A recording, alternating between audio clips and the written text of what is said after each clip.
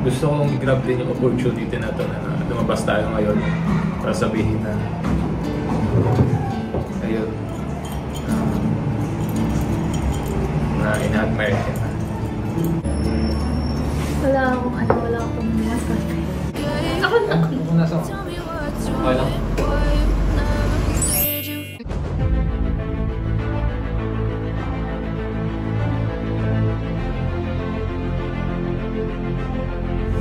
Ayun, shoutout guys, muli po, welcome to my YouTube channel. Ito po si Kuya Julay, ang inyong katugang, ang inyong kalingap na muling babati muna sa inyo ng magandang araw, magandang gabi, saang sulok man po tayo ng mundo naroon. At sa araw na ito, meron tayong panibagong vlog at ito po ay pamba-good vibes. Ito po ay related kay Eden. Alam niyo po ba na si Eden ho ay nakipag-date? Ngayon ang tanong, sino nga ba? At kung sakasakali ho, okay lang ba sa mga viewers natin kung itong tinutukoy po natin na walang iba kung hindi si Pong ay okay lang sa mga viewers? So pag-usapan po natin yan maya-maya ng konti. Tingnan po natin kung may konting kilig po ito. Sa tingin nyo ho ba ito yung makakatulong kay Eden, kay Pong at saka sa Team Kalinga? Maya-maya po yan ng konti. Pero bago po yun, konting paalala muna si Kuya Julay. Baka sakaling meron pa po ditong hindi nakasubscribe sa ating YouTube channel, huwag natin kalimutan, Julay Paunil. Tapos pakipindot lang po yung notification bell button para lagi po tayong updated sa aking mga video upload. Tapos meron po tayong Facebook page, Julay Paunil 2.0. Pwede naman ho nating i-follow at saka po pwede pong i-like yung mga upload po natin dyan. At siyempre po sina Kuya Bal Santos Matubang Kalinga Prab, pangunahin, suportahan po natin. At siyempre ho, yung mga Lingap partners, mga kasamahan po natin. Pwede rin po nating panoorin yung kanilang mga upload o bisitahin yung kanilang YouTube channel. So maraming salamat po sa inyong lahat. Ngayon tuloy na po tayo. Pag-usapan na po natin itong subject natin sa pagkakataong ito about Eden at saka Pong. Habang ang ulan po ay medyo malakas, talagang nababasa-basa po tayo, ano? Pero okay lang po yan dahil ang topic po natin sa ngayon ay pamba-good vibes. Dahil alam nyo po ba, si Eden ho sa ngayon ay meron ng nakipag-date. Bagamat siyempre po, alam naman po natin yung pinagdaanan po ni Eden ng mga unang nabablog ni Kalinga Prab, hindi po pwedeng makipag-love team, hindi pwedeng magkaroon ng partner, hanggat sa dumating po ang panahon na po pwede, na noon nga po sana ay si Mikoy. Kaso nga lang ho, minarapat po ni Mikoy at saka po ng mga nakapaligid po sa kanya na parang mas okay, magiging effective ho siya bilang kapartner po ni Krista. So ngayon ho, okay naman yung tinatakbo po nung Chris, kaya masabi natin okay lang naman po yun. Ngayon sa case po ni Eden, marami po nag-aalala. Kumusta na raw po si Eden? Kawawa naman daw ho. At kung ano pa pong mga binabanggit po ng ilang mga supporters. Ngayon sa pagkakataong ito, i-highlight naman po natin yung patungkol naman po dito sa nagparamdam kay Eden. Walang iba kung hindi si Pong. At doon po sa hindi nakakilala, eto po si Pong.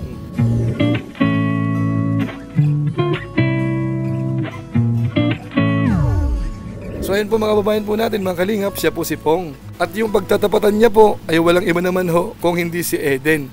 Tapos diretso na po tayo nung magkausap po sila sa phone kasi nga po si Eden dito ay iniimbita na mag-date po sila. Hello. Ano yun?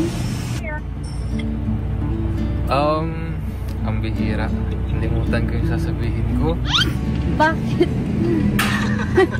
Ba't nagtawag ka? Ayain sana kitang lumabas ngayong gabi. I mean ngayong yun, natatameme na naman ako. Gabi, hapon pa lang. Oo, ngayong hapon pala. Hindi pwede at maulan. Uwi ka na ng maaga. Hindi, okay lang yan. May may service naman na hinirap ko kay Kalinga Prab. Ay, malabot pa kasi ako. Hindi mo ngayon yung labahan mo. Kung wala ka na masuot, pagpambahay ka, okay lang, simple date lang naman. Kung nagpambahay ka, wala ka na masuot. Sige, at wala pang ulan ngayon. Oo, habang wala pang ulan, okay lang ba? Anong oras ba? Kakadating ko lang kasi. Ngayon agad. Oo, huwag ka na magbihis, huwag ka na mag-makeup. Sige. So ayun mga kabayan po natin, sa madaling salita, napapayag po si Eden. Kahit medyo mailap si Eden po sa mga ganyan, napapayag niya po.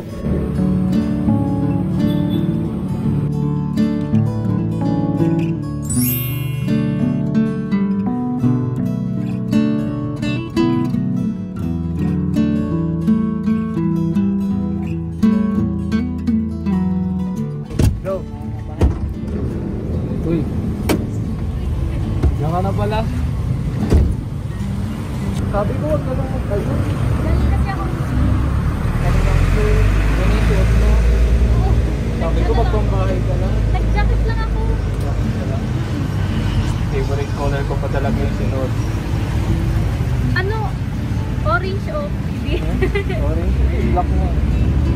So talaga, alam mo talaga yung mga gusto mo. No, okay lang sa'yo, lumabas tayo ngayon. Maambot pa. Okay. Baka naman, magalit ka sa akin kasi bumabag mo. Hindi naman, ampun pa lang yan. Ampun pa lang. Kaya ngayon yung gusto ko na before talagang dumating yung Baguio, nakapaglabas tayo. Simple date lang naman. Saan ba? Mamaya ka lang. Tara. Eden, salamat pala pinagbigyan mo yung request ko. Okay lang yan. Pero bakit ngayon mo pa naisipan ko kailan mapag-yun? Hindi kasi malamig yung panahon. Hindi ka ba nilalamig? Tinan mo, naka-jacket ka. Ano lang, maulan kasi kanina. Oo. Hindi kasi gusto ko din mag-coffee tapos makapag-usap-usap tayo. Saka kasi sa mga susunod na araw may lakad na din ako. So, ayaw kong palagpasin yung pagkakataon. Kahit may bagyo. Wala pa naman. Tingnan mo, ambon pa lang. Diba? Pero okay lang naman sa'yo. Okay lang naman. Wala ka namang gagawin. Wala pa sana pero... Huwag na. Okay lang yun. Namay ko, mabango pa naman. Boss! Mabango pa naman. Naman? Saan pa tayo pupunta ngayon? Dyan lang sa may nagpa-reserve kasi ako. Pa-reserve na ako. Makikita ko na lang mamaya ako saan. Wow! Ako, reserve ka na pala. Siyempre, malakas to eh. Pero okay ka naman talaga. Okay lang naman.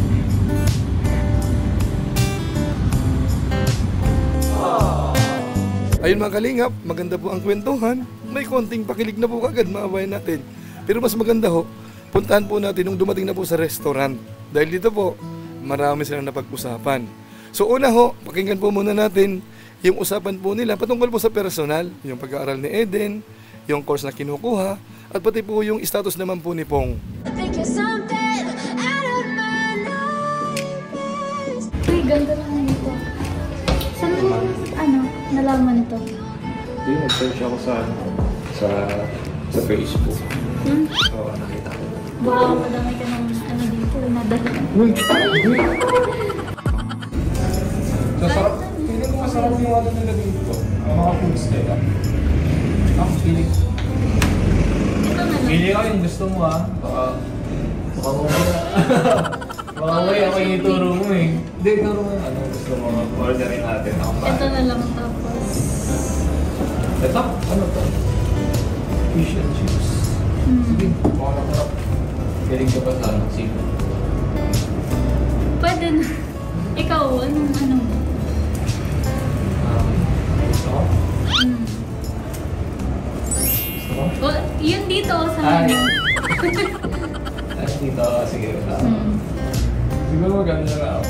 Mag-demolate ka naman. Gusto na pala yung usa ka ngayon? Sa school ba? Oo. Nagka-problema din ako dun sa school kasi na nagpunta ako ng lilipatan kong school sa sa Mabini nga, di ba? Oo, nabanggit Parang mo. nabanggit ko sa vlog. Tapos yun, nagpunta ako, sabi daw nila, magiging first year ulit or magiging 5 years ulit ako, parang 5 years mag-aaral. So, parang malilate ka niyan. Malilate ng 1 year. So, anong plano mo? Balik na lang ako ng Lourdes kasi doon naman hindi ako may irregular. Pero mahabol ako ng mga subjects, ganun. So, parang naiwan ka na doon, naiwan ka sa Lourdes. Kasi sila Joy, sila Patrick, ba't na? Okay lang naman sa akin na doon ako ulit kasi malilate din ako ng 1 year kapag doon ako sa Lako. Pag nag-ipat ako. Okay na yan. Kung may problema ka, problema doon sa school, pwede mo naman ako lapitan. Ikaw ba? Saan ka na Di ba may nabanggit ka na doon ka din? Yun. Plano ko rin pumasok sana. This school year kumabot kaso hindi ako nakahabol din ng enrollment. Saka may obligation din ako. Akala ko may enrollment pa sa ngayon and hanggang ngayon. Latawang pa nga rin. requirements ko. Just hindi ko ba nasikaso. Sa bahay nyo, ang problema? Ano, medyo mahirap. Bakit? Ano, basta sabihin ko na lang sa'yo kasi natanong mo na din. Ang hirap pag ang layo ng boarding sa school kasi minsan nalilate ako. Ganun. Relate ka. So, plano mo, lipat ka ng yung mas malapit na boarding maghahanap. Good siya. Gusto mo tulungan kita maghanap? Naghahanap na rin kami ni Mama. Pag gusto mong tulong, kailangan ka sabi ka na sa akin kasi syempre, marami din akong wala akong kilala, pwede mapagtanungan. Para mapadali yung pagtanong. So yung mga kabayan po natin, maliwanag. So maganda ho yung decision ni Eden. Kasi kung lilipat po ng school, madidelay siya ng 1 year. So okay lang na magtyaga po sa dating school, at least hindi ho masasayang yung 1 taon. Maganda po yun. Tapos narinig po natin kay Pong naman, parang hindi pa po pala siya tapos parang gusto niya pa pong mag-aral. Kung tama po yung pagkakaintindi po natin. Ang dating po kasi ni Pong akala natin tapos na siya So parang hindi pa po pala. Pero hindi po yun ang pinaka-highlight natin. Dahil ang gusto ko pong i-highlight ngayon ay yung usapan ng dalawa nung medyo may konting kilig po. Panoorin po natin. Make a smile until I look away. But I've known you too long. It hurts to watch your blue eyes. Ay, Wait, ako na. I know you told your friend you're not okay. ako na. Kung nasa ako. Tell me what's Okay lang. wrong. Why you never said you felt that way. Ang investigation. Stay strong and fake a Ayun, smile okay. until I look away. So yun mga kalingap, meron ho ba? May konti ho ba kayong napapansin na parang kilig? Mula dito kay Eden at saka po kay Pong? Pwede nyo pong i-comment po sa baba. Pero ang mas maganda ho dito, mga kabayan po natin, ako po yung nagulat, si Pong ho ay parang nagtapat kay Eden. Panoorin po natin. Totoo kasi, ano ba? Gusto akong sabihin. Ito naman, kumbaga, na-realize ko lang din siya lately. Alam mo naman, di ba, na tawag dito, pag kahit walang drag, on cam or off cam, tayo, kumbaga, close tayo, kakausap din. Tapos, then, lately na-feel ko na parang may something. Ewan ko, may something. Then, ayun. Gusto kong grab din yung opportunity na ito na lumabas tayo ngayon para sabihin na ayun, na ina-admire kita. Sino matagalin na? Ina-admire kita. Sana huwag kang magulat. And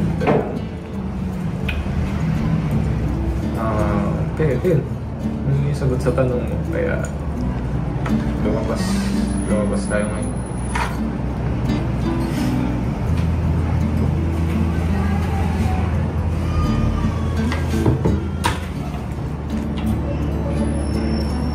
Wala akong masabi. Suspicious ka. Pero sana, after nito, huwag kang baka mahiya ka na sa akin. Iba na yung pakikito mo sa akin. Hindi naman. Okay lang naman natin. Hindi talaga. Grabe kaya minaster na ito.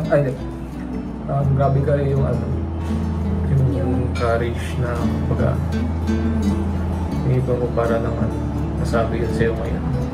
Kasi pag pinagpabukas ko pa or sunod na araw baka maunahan na ako ng iba niya.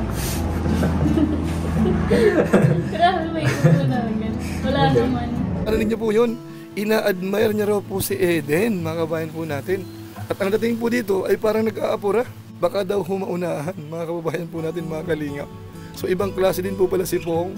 Medyo may pagka-apurado po, Pero ano po sa tingin po natin, mga kabayan natin? Pwede ho ba? Ito, panoorin po muna natin sandali. Yung mga surprises naman. Unahin po natin muna yung ibinigay po ni Pong kay Eden. Tada! Ako pala para sa'yo. Love. Ha? Favorite color mo? So, Brown. Kanorin mo dito. So, meron din pala ka. Flowers. Thank you. Yan, iba na yan. So yan po mga kalingap, meron din pong stop toy, merong flowers. So medyo makikita natin dito kung ano ho yung mga big tree natin. Hindi kaya parang ang dating ay magagaya din doon, may kilig. Tapos may mga sponsor na. Actually dito po sa episode na ito, may mga nagpaabot na po kay Eden. Siguro puntahan na po natin ang direkta ho yung cash gift. Bagamat may mga regalo po dito na napanood po natin, pero doon na lang po natin sa channel ni Kalinga para panoorin. So idagdag ko na lang po siguro itong cash gift po na natanggap po ni Eden. Cash gifts po para kay Eden. Grabe po mga kalingap. So, una natin bibigay is galing po kay Tita Geraldine. So, siya yung nagpapabot sa'yo ng 5,000 pesos. Thank you po, Tita Geraldine. Tita Geraldine of California. Tita Geraldine of California. Thank you so much po. 5,000 pesos po. Galing po kay Tita Geraldine. Grabe. Thank you po. Thank you so much. And hindi lang yan, meron pa nagpapabot. Galing naman po sa Team Eden International. 4K po para kay Pong. Wow! 4K po para kay Pong. Grabe, may nagmamahal kay Pong. Buti di ka na unahang umamin. Ha? Hindi nga eh. And another po, 14K po. Ito po, galing po sa Team Eden International. Wow. 14,000 pesos po. Thank you po, Tita. Para kay po, Thank you po, Team Eden International. Eh syempre, scholar ka ni Kalinga Prab, may pinapabot si Kalinga Prab para sa'yo na cash, pang allowance mo. So ito po, galing po kay Kalinga Prab. 4,000 pesos po para kay Eden. Thank you po, Kuya Rob. So yan mga kawain po natin sa kabuuan ho. Maganda ho yung episode na ito. Kitang-kita ho natin kung paano po natulungan po si Eden. Yung kanyang pag-aaral, kumbaga ho nandun yung cash na natanggap niya, mga regalo, galing po sa iba't ibang sponsors. At yung iba siyempre galing naman po sa Team Kalinga. At higit sa lahat ho, ang magandang gift po ay nandyan po si Pong. Mukhang nakahanda hong umalalay po kay Eden. So kaabang-abang po ito mga kawain po natin. Susubaybayan po natin ito. Bagamat ako po, sa personal na opinion ko, okay lang naman siguro na itong dalawa po ay magpartner. Kumbaga ho ay pampagood vibes. Huwag muna tayo mag-expect po ng mga bagay-bagay na masyadong seryoso. Panoorin po muna natin siguro sila kung meron bang chemistry. Meron kayong mag-develop ng medyo malalim-lalim, makapayan po natin. So yan po ang kaabang-abang siguro. At siguro naman, malalaman po natin yan ang magiging totoong status sa mga darating na araw, sa mga susunod na episode ho ng mga vlog po ni Kalinga Prab o ng kanyang mga kasamahan dito po sa K-Boys on Mission o kaya dito po sa second channel po ni Kalinga Prab. So yun lang po muna siguro ang ating reaction video po patungkol po kay Eden at saka po kay Pong. Maraming salamat po sa inyo, lalo na po yung hindi po nag-skip ng ads dyan, masipag mag-like at saka po nag-share ng ating mga videos. Kaya kung inyo po ito nagustuhan, pwede po nating i-share. So maraming salamat po. So muli, ito po si Kuya Julay, ang inyong katugang, ang inyong kalingap na pansamantalang nagpapaalam po muna. Kita-kita ulit tayo sa mga susunod ko pang vlog. Maraming salamat sa inyong walang sawang pagsuporta po sa ating YouTube channel. Pagpalain nawakin ng Diyos, mabuhay tayong lahat. God bless. Bye-bye.